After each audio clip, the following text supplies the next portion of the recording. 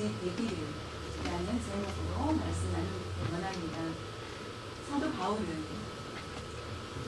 예수님을 믿는 것에 대해서 깨닫게 된 것처럼 너희도 나와 같이 되기를 원한다. 하나님께 기도드리기를 원한다. 라고 말씀하고 있습니다. 우리가 다른 사람, 예수님을 믿지 않는 사람이 어떻게 하면은 변화가 될 수 있을 것인지 그것을 생각할 때 우리의 그것을 생각하면서 살고 있습니까? 그것은 가장 중요한 것입니다. 사도 바울이 눈으로 세상을 바라보면서 어떤 그림을 그리었을까? 성경을 자세히 보면 날마다 세상 사람들은 반드시 나와 같기를 원한다 라고 매일매일 그 마음으로 기도하며 날마다 만나는 사람에게 복음을 전하면서 삶을 사는 것을 보게 됩니다. 세상 사람을 보면서 우리는 긍휼히 여기고요. 나와 같이 살기를 원하는 마음을 갖고 있으니까 아니면은 당연하다. 너는 네 스스로 잘못하였기 때문에 관심 없이 나를 욕했어. 너희를 저주하고 싶다라고 하면서 우리가 살고 있으니까 그것은 후회되는 삶입니다. 바울은 자신을 괴롭혔던 사람에게도 그 눈으로 보면 반드시 눈으로 보면서 그들에게 나와 같이 살기를 기도하였다라고 말씀하고 있습니다. 이와 같이 믿음이 좋은 바울을 따를 수 있는 사람은 많지 않습니다. 어느 큰 회사에 신입사원 시험이 있었습니다. 한 문제가 있었는데 그 문제는 그 내용이 뭐냐면은 어느 날 비바람이 몰아치는 날이었습니다. 운전을 하고 가는데 2인승 차 한 사람만 타고 혼자 운전하고 한 사람만 더 탈 수 있는 차를 몰고 가는데 버스 정류소에 세 사람이 있었습니다. 세 사람이 있는데 한 사람은 거의 죽어가는 할머니가 한 분 계셨고 곧 죽을 너무나 병약한 할머니가 계셨고 그 옆에는 그 운전하는 자 당신이 지금 운전하고 있는데 운전하는 당신을 살려준 의사며 또 하나는 내가 꿈에 그리던 당신이 그리던 이상형의 아름다운 여자가 있습니다. 세 사람이 있는데 정류장에 세 사람이 버스를 기다리고 있는데 한 자리가 비었어요. 그렇다면은 어떻게 누구를 태울 것인지 이 세 사람 중에서 누구를 태우겠습니까? 라는 문제가 신입사원한테 주어지게 됩니다. 나와 상관이 없이 나는 그냥 회사가 중요하니까 그냥 가겠습니다. 하고 대답한 사람이 있고 어느 사람은 할머니가 너무 불쌍하다. 너무나 병 들으신 할머니를 태우고 가고 어느 사람은 의사가 필요해서 의사 선생님을 모시고 가야 된다라고 하는 사람이 있었고 또 어떤 사람은 평생 한 번 만날까 말까 하는 미녀인 그 여인을 내가 놓칠 수 없다. 그 여인을 내가 그 여인을 태우고 가겠다라고 하는데 어떤 사람이 어떻게 대답을 했냐면은 그 모습을 보고 나는 내려와서 의사 선생님한테 열쇠를 주고 의사 선생님 그 할머니를 모시고 가서 병원에 가서 치료해 주십시오 라고 한 다음에 할머니를 데리고 가고 의사한테 열쇠를 주고 나는 그 여인과 버스를 기다려서 버스가 오면은 같이 기다려서 앉았다가 같이 가겠습니다라는 대답을 했다는 것입니다.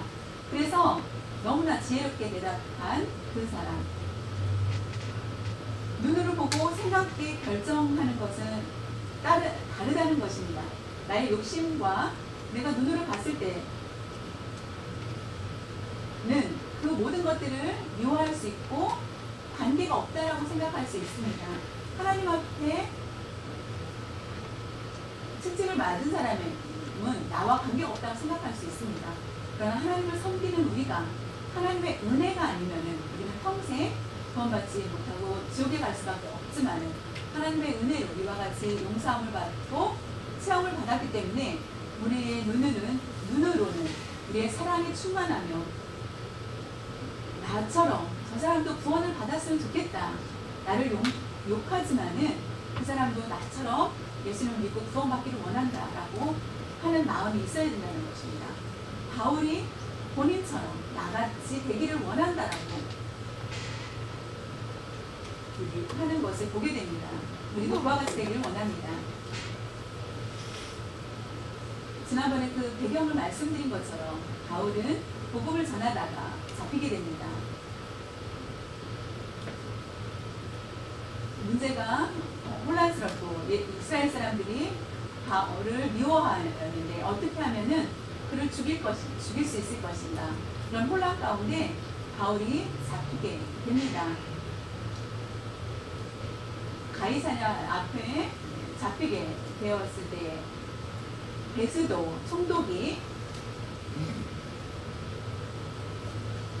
그가 그 자리에 총독이 된 지 3일 만에 그 바울을 신문하기 시작을 합니다.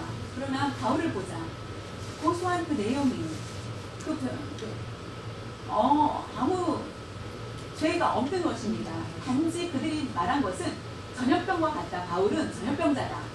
유대인을 다 혼란스럽게 한 것이 로마를 개혁하기 위한 것이다 라고 하는 제목을 만들고 바울은 이단의 두목이다 라는, 그리고 성전에 대해서 좋지 않게 행하는 자다 라고 하는 그들의 고소의 내용은 이것이었습니다. 그것을 가지고 아무리 바울을 신문하여도 그에게 죄가 없다라는 것을 알게 됩니다. 그를 어떻게 해야 될지 고민에 쌓였을 때 아그리빠 왕이 오게 됩니다. 베스도는 로마 총독이고 아그리빠는 이스라엘 왕이 와서 말합니다. 바울을 어떻게 하면 좋겠습니까? 문제를 해결하면 좋겠습니까? 라고 했을 때 그를 오라고 하여서 많은 사람들 앞에서 그를 아그리빠 왕이 불러냅니다. 그래서 오늘 배경이 26장이 그 내용입니다. 죄가 없다. 나는 죄가 없다. 나는 내 스스로 죄가 없는 것을 얘기할 수 있다. 나는 죄가 하나도 없는 사람이다. 나는 원래 바리새 가문에서 태어난 율법학자며 율법을 믿는 자며 예수님을 믿는 사람들을 눈물 한 방울 없이 핍박했던 나는 핍박자였다. 예수님을 믿는 곳, 예수님이 있다고 하는 곳은 멀든 가깝든 상관없이 그들을 잡아는 일에 나는 앞장섰다. 어느 날 그러나 다메섹에서 예수님을 만난 후에 다메섹에 예수님이 그곳에 많이 예수를 믿는 사람들이 있다고 얘기를 듣고 나는 공문을 가지고 그들을 잡으러 가다가 하늘에서 강한 빛을 받아 나는 내 눈을 볼 수 없었고 나는 음성을 듣게 되었다. 그 음성은 네가 나를 왜 핍박하느냐? 너는 나를 왜 핍박하느냐? 라는 그 음성을 들었을 때 당신은 누구십니까? 라고 했을 때 네가 핍박하는 나사렛 예수다 라는 말을 듣게 되었고 내가 예수라는 단어를 너무나 싫었고 그 사람들을 내가 죽이려고 했던 내가 악잡이었는데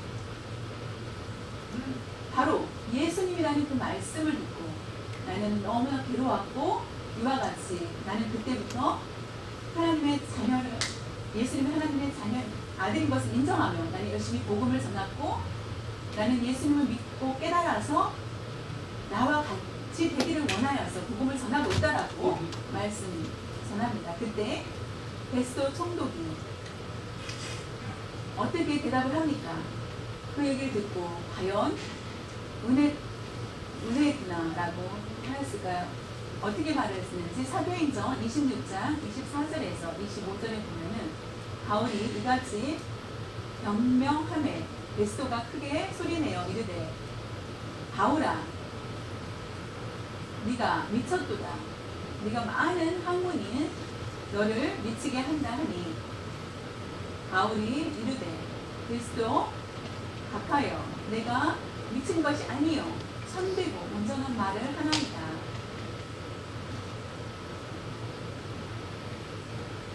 너 지금 바울 미쳤구나. 베스도 총독이 바울의 얘기를 들은 후에 바울을 비방합니다. 그때 바울이 대답합니다. 나는 미치지 않았습니다. 나는 참된 것을 말했습니다. 온전한 것을 말했습니다. 라고 대답합니다. 우리의 인생에 예수님을 믿고 지금까지 다른 사람으로부터 미쳤다는 얘기를 들은 적이 있습니까?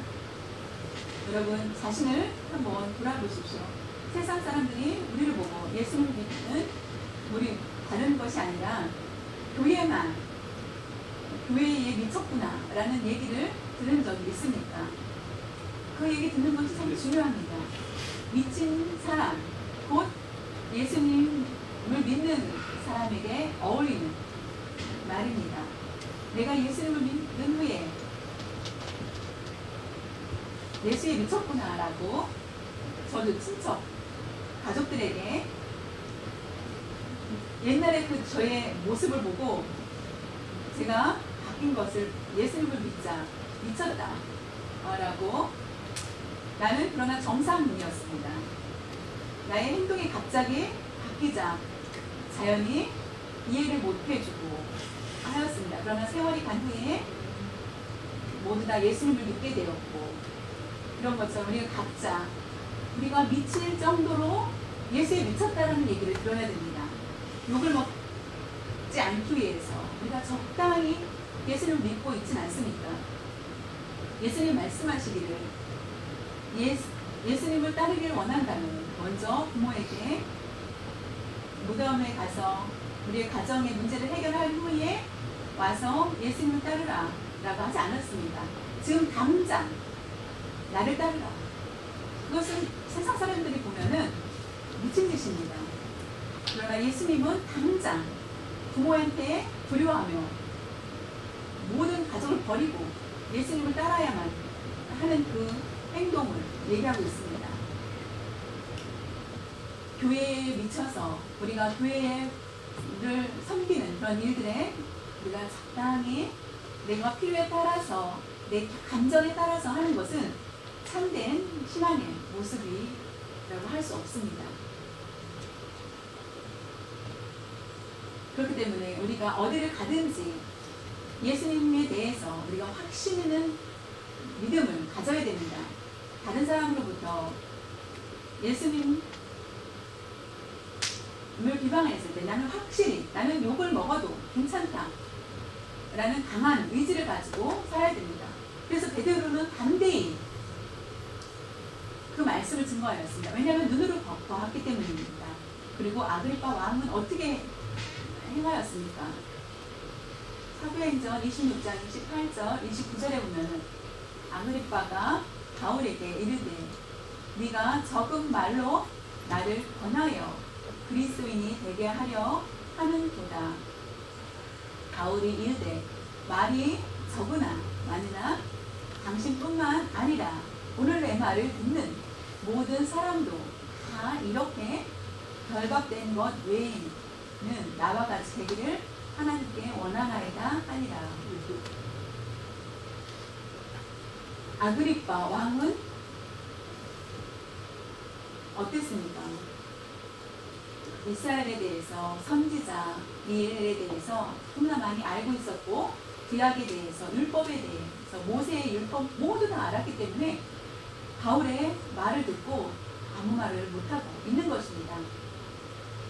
베스도 총독은 미쳤다라고 욕을 하였지만은 아그리파 왕은 네가 나를 권하여서 그리스도인이 되게 하는구나, 네가 나를 예수 믿게 하는구나 라고 하였을 때 그렇습니다. 그러나 내가 아그리파 왕만을 위한 것이 아니라 이곳에 있는 모든 사람이 나와 같이 되기를 원합니다. 예수님 믿기를 원합니다. 예수님의 그 십자가에 못 박혀 피 흘리심으로 인하여서 우리가 죄사함을 받았고 하나님의 자녀가 되기를 원합니다 라고 담대히 말씀 전합니다. 위아래 그는 죄수인 입장에서 당당하게 하나님의 말씀을 전하는 것을 보게 됩니다. 아그리파 왕은 예수님을 믿으라는 그 말에 네가 적은 말이지만 적은 시간에 잠깐의 그 시간 동안 나를 예수를 믿으라고 하는구나 라고 합니다. 우리가 어디를 가든지 우리를 통하여서 그들이 나와 같이 예수님을 누구를 만나든지 어느 곳에 가든지 예수님을 믿게 해야 된다는 것입니다. 왜냐하면은 그냥 죄는 벌이 아닙니다. 죄로 벌로만 끝나는 것이 아니라 하나님의 심판 후에는 영원한 형벌이 있기 때문에 우리는 그것을 깨달아야만 합니다. 그 형벌, 지옥이 있다는 것을 우리가 안다면은 다시 돌아올 수 없습니다. 지옥에 간다면은 예수님의 십자가를 통하여서만 올 수 있지만 지옥에 간 후에는 그 문에 이미 닫힌 후에는 다시 나올 수 없다는 것입니다. 우리가 이 살아있는 동안에 문이 닫히기 전에 저와 여러분이 어떤 사람을 만나고 있습니까? 가족과 친척, 친구 만나는 사람, 예수님을 믿지 않는 사람에게 그냥 만나는 것이 아니라 우리가 뜨거운 마음으로 그들을 위해서 기도하면서 만나야만 합니다.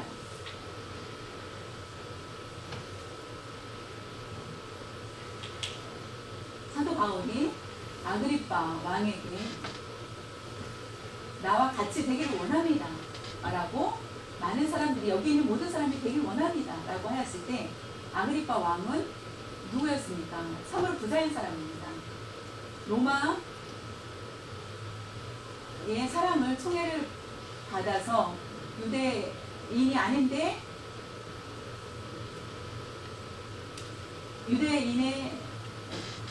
유대에 와서 그 나라를 다스리고 있는 사람이었기 때문에 그의 권세와 능력과 명예와 명성과 모든 것들이 부러워할 수밖에 없는 사람입니다. 많은 사람들이. 그런데도 불구하고 바울의 입장에서는 그가 불쌍해 보였습니다. 그에게 나와 같이 되기를 원한다라고 복음을 전하고 있는 것입니다. 복받은 사람인데 복받은 사람이 예수님 성경 말씀에 복을 받은 사람은 곧 예수님을 믿는 강한 사람이다 라는 것이 아니라는 것입니다. 우리가 우리 가정이 풍족하고 우리의 자녀들이 똑똑하고 내가 믿음이 강한 사람이다 라고 하는 것은 잘못된 표현입니다. 그것은 아주 위험한 것입니다. 가난한 사람도 예수님을 믿습니다. 가난한 사람도 천국에 들어갈 수 있기 때문입니다. 바리새인들의 모습이 되어서는 안 됩니다. 부자만 천국에 들어가는 것이 아닙니다. 그것이 복의 증거가 아니기 때문입니다. 오직 한 가지, 가난한 사람도 예수님을 믿으면 천국에 들어갈 수 있고 부자에도 하나님의 축복에 된 가정 같은데도 예수님을 믿지 않는 부자라면은 천국에 들어갈 수 없다는 것을 우리에게 분명히 말씀해 주고 있기 때문입니다. 아그리빠는 너무나 좋은 조건의 지위와 많은 여자들을 거느릴 수 있고 부족함이 없는 완벽하다고 볼 수밖에 없는 사람이었습니다. 그러나 바울은 그를 불쌍하다. 그에게 복음을 전하고 있는 것입니다. 내가 억울하다, 문제가 있다 라는 것이 아니라 내가 예수님을 믿게 되었고 내가 복음을 전하는 사람이어서 나는 복음을 전하는 사람이었고 그가 불쌍하여서 결국 그에게 복음을 전하게 됩니다.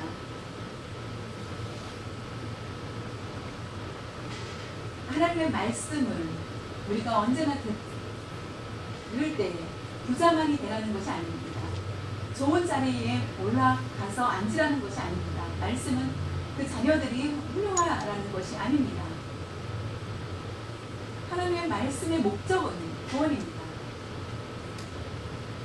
구원이라는 것은 하나님 앞에 심판을 당하지 않기 위해서 하나님께서 원하시는 것이 무엇인지 하나님의 뜻이 무엇인지 죄를 범해서는 안 되고 우리가 깨끗이 하나님의 말씀대로 순종하면서 나아가는 것, 그것이 올바른 것입니다.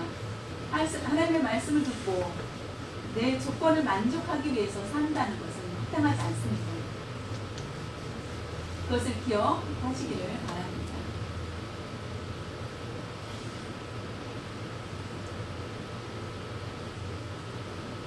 우리의 겉사람과 속사람의 모습, 예수를 믿는 사람은 겉사람의 모습이 아닙니다. 속사람의 모습으로 살아야 됩니다. 세상 사람은 우리를 보고 부럽고 있다. 조건도 좋고 가정도 좋고 자녀들도 훌륭하다 라고 해서 칭찬을 해줄지 모릅니다. 그러나 그 칭찬은 곧 그것이 구원이라고 생각하지 마시길 바랍니다. 구원과 연결되는 것이 아닙니다. 그것은 착각의 될 수밖에 없습니다.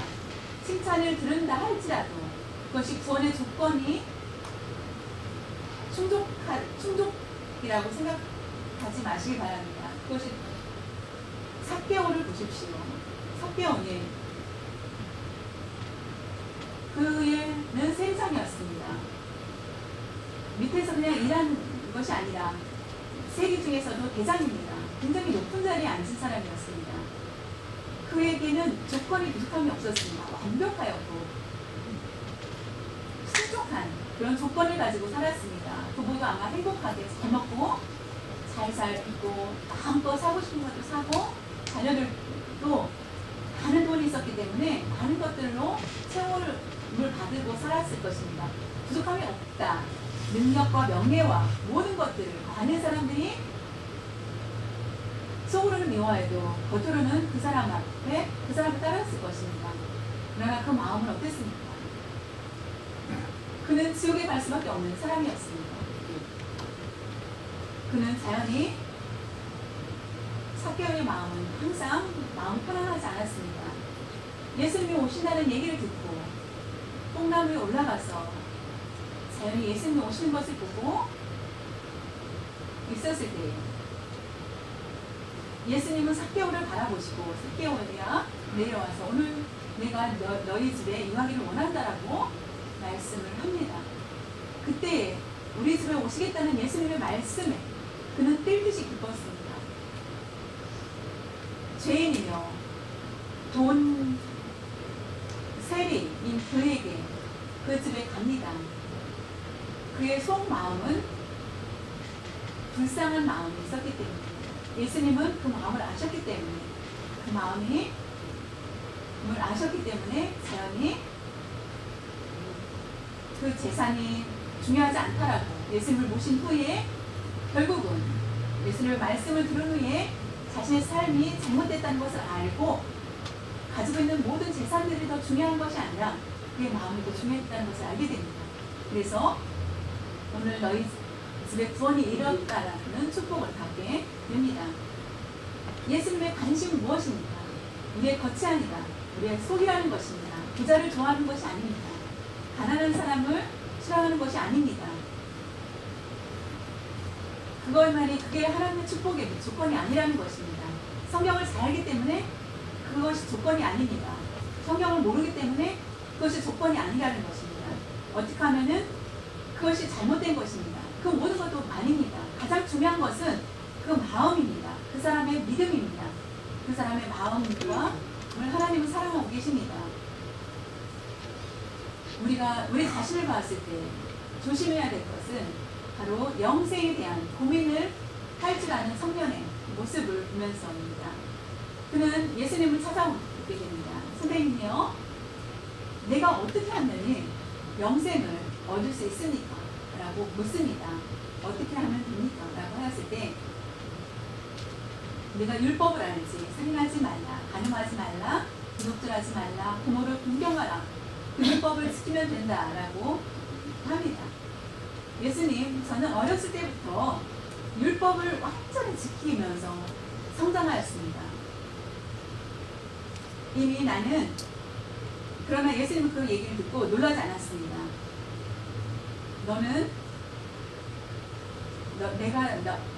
그를 보면서 사랑의 마음이 예수님은 생깁니다. 사랑하는 자야, 너에게 한 가지 부족한 것이 있다. 너는 가서 가지고 있는 모든 것들을 팔아서 한 분의 가난한 사람에게 나눠주라. 나눠주고 대신 천국의 보화를 너에게 줄 것이다 라고 합니다. 그리고 나를 따르라. 그러면 내게 영생을 줄 것이다. 근데 그 청년은 머뭇머뭇하면서 자연히 근심때에 주님을 떠났다라고 말씀하고 있습니다. 그는 겉으로는 율법을 잘 지키는 자였습니다. 예수님이 율법을 지키며 완벽하게 예수님의 말씀대로 행하는 사람이었습니다. 그러나 그렇다고 해서 예수님은 그에게 마음이 가지 않았습니다. 그 마음에 가장 중요한 것은 네 마음에 가지고 있던 것들을, 가장 사랑하는 것들을 팔으라. 그 말씀은 여러분의 집에 있는 것들 모든 것을 팔으라는 것이 아니라 어떤 것을 의지하고 있는지, 우상으로 섬기고 있는지 그것을 버리고 나를 따라가는 것입니다. 만약에 우리 중에 우리에게 가지고 있는 것들 중에 재산이 있지만 그것보다 하나님을 더 사랑한다면은 하나님은 그것을 팔으라고 하지 않습니다. 하나님을 더 사랑하는 것, 우리의 내면보다는 내면을 더 사랑하신다는 것을 우리가 주님을 보면서 알아야 된다는 것입니다. 어떻게 하면은 지식을, 법을 잘 따라서 내 지식이 더 높아지는가, 그것이 중요한 것이 아니라 예수님의 말씀 중심대로 그들은 그 말씀에 찌름을 받고 욕을 먹는 사람이 있고, 그 적은 말에 감정이 상하는 사람이 있었고, 우리가 하나님의 말씀을 들을 때에 깨달음이 있어야 된다는 것입니다. 그럴 때 하나님 회개가 가능합니다. 하나님 왜 나만 가지고 얘기하십니까? 라고 하면은 회개할 수 없습니다. 감정이 상하면은 자연히 회개는 하지 못합니다. 결국은 자신의 손해입니다. 부자 청년이 그냥 돌아간 것처럼, 근심대에 돌아간 것처럼 지금 하나님이 우리에게 말씀을 주신다면 지금 당장 그것을 회개해야 합니다. 바울이 멋있게 하기 위해서 말씀 전한 것이 아닙니다. 로마서 9장 3절에 보면 바울이 나의 형제 곧 골육의 친척을 위하여 내 자신이 저주를 받아 그리스도에게서 끊어질지라도 원하는 바로다. 내 가족, 내 친척, 예수님을 믿지 않는 사람이 있는데 그때 차라리 예수님을 믿지 않는 내 친척이 내가 차라리 예수님을 믿지 않고 그들이 구원을 받는 게 차라리 더 낫다. 믿지 않는 그들을 봤을 때니까 내 마음이 두렵다. 내가 복음을 많이 전했지만은 내 가족과 내 친척이 예수를 믿지 않는 것이 나는 더 괴롭다라고 얘기했다는 것입니다.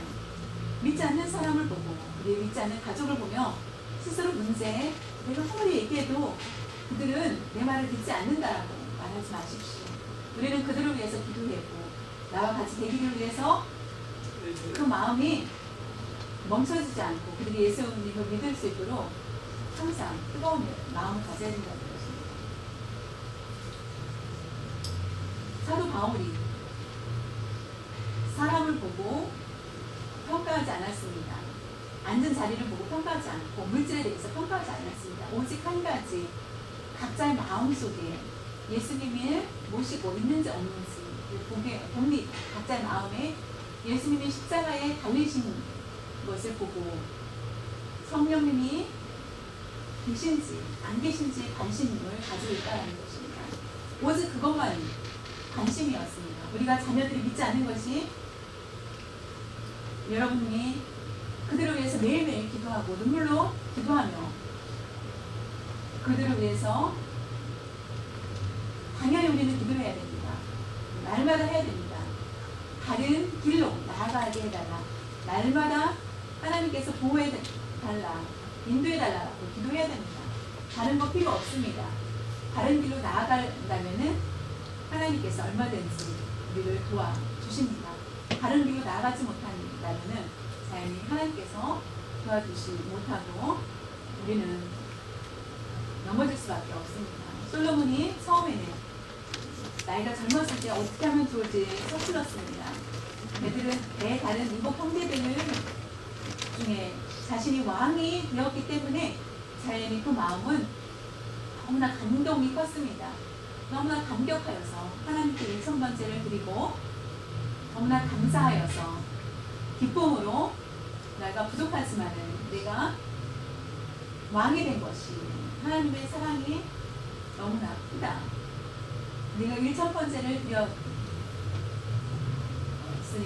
내가 원하는 것이 무엇인지 말하라고 하였을 때 저는 다른 것 다 필요 없습니다. 오직 지혜 하나만 나라를 잘 다스릴 수 있도록 지혜를 달라고 얘기합니다.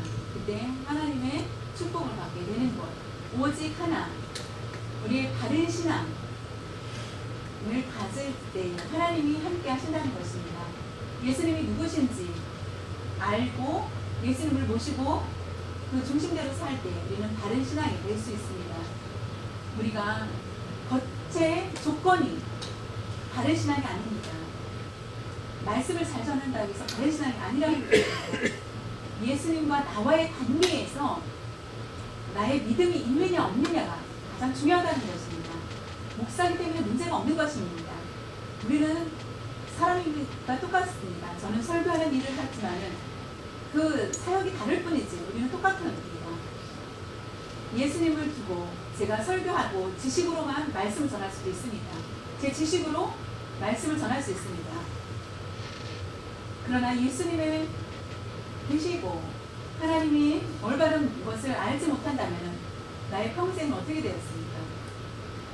하나님 앞에 바로 설 수 없는 목사가 될 수밖에 없습니다. 오직 한 가지, 예수님을 믿는다면 우리는 천국에 들어간다는 것을 우리가 확신을 가지시길 바랍니다. 바울이 예수님을 믿는 것이 얼마나 복이 있는지, 그것이 가장 큰 복이라는 것을 알았기 때문에 어떤 조건이 좋은 사람이 부럽지 않았습니다. 오히려 그들이 불쌍하였고 예수님을 믿지 않는 그들이 불쌍하여서 나와 같이 되기를 원한다라고 그들에게 말을 하면서 복음을 전하는 것을 보게 됩니다. 열정적으로 복음을 전하는 모습을 봅니다.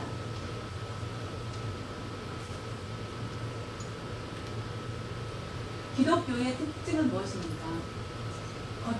겉의 사람을 보지 않습니다. 외모를 보지 않습니다.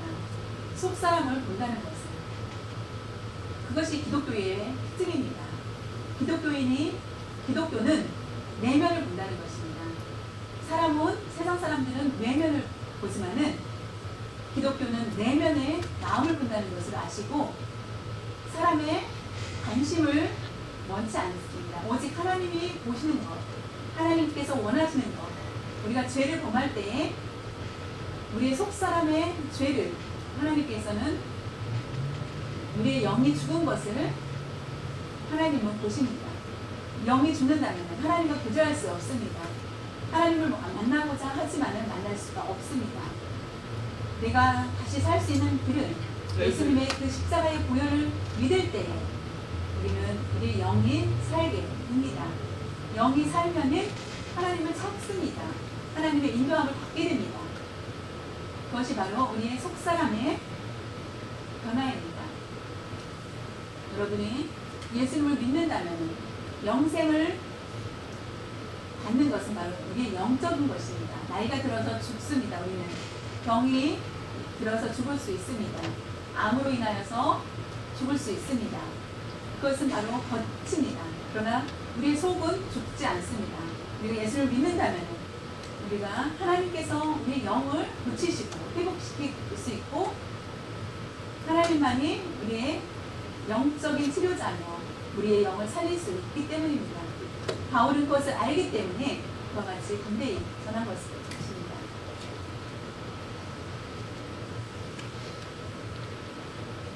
사랑하는 성도 여러분, 우리가 세상에 사는 동안에 조건을 따지고 예수님을 믿는 것에 희미한 그런 삶을 살지 마시길 바랍니다. 우리가 어떤 상황 가운데 있었든 내가 병이 있든지 건강하든지 상관없이 기쁘든지 슬프든지 억울한 일이 있든지 상관없이 오직 한 가지 예수님을 믿고 의지하는 것, 그것이 가장 바울의 마음, 바울이 따르는 것입니다. 예수님을 믿어야 하는 것은 무엇입니까?